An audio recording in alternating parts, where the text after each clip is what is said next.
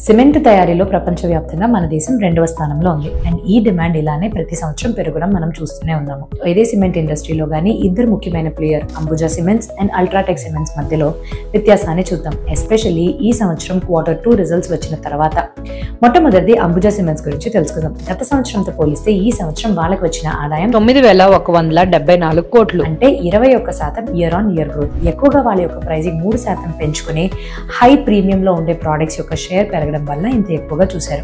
Operating profits విషయానికి కానీ వస్తే 1,761 crores ని రిపోర్ట్ చేశారు. అండ్ అలానే ఆపరేటింగ్ ప్రాఫిట్ మార్జిన్ 19% ఉంది.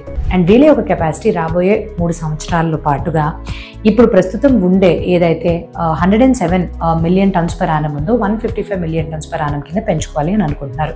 అల్ట్రాటెక్ విషయానికి కానీ వస్తే వీళ్ళు మన దేశంలో అత్యంత లార్జెస్ట్ ప్లేయర్ కింద గత సంవత్సరం 20% ఆదాయం పెంచుకొని 19,607 crores దగ్గర రెవెన్యూని రిపోర్ట్ చేయడం జరిగింది.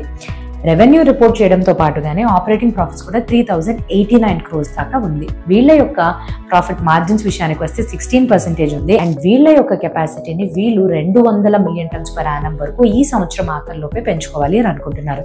వాల్యుయేషన్స్ పరంగా రెండు కూడా చాలా ప్రీమియం వాల్యుయేషన్స్ లోనే ఉన్నాయి. సో మొట్టమొదటిది అంబుజాని చూస్తే 24 times ఉంది.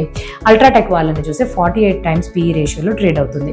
డెట్ విషయానికి కానీ వస్తే అంబుజాకి చాలా లైట్ గా ఉండే 0.02 డెట్ ఈక్విటీ రేషియోతో ఉంటే అంబుజా వాళ్ళు 0.35 times డెట్ ఈక్విటీ రేషియోతో ఆపరేట్ చేస్తున్నారు. ఈ రెండిట్లో మీ యొక్క పిక్ ఏంటో కామెంట్ సెక్షన్ లో తెలియపరచడం మర్చిపోకండి. Thank you.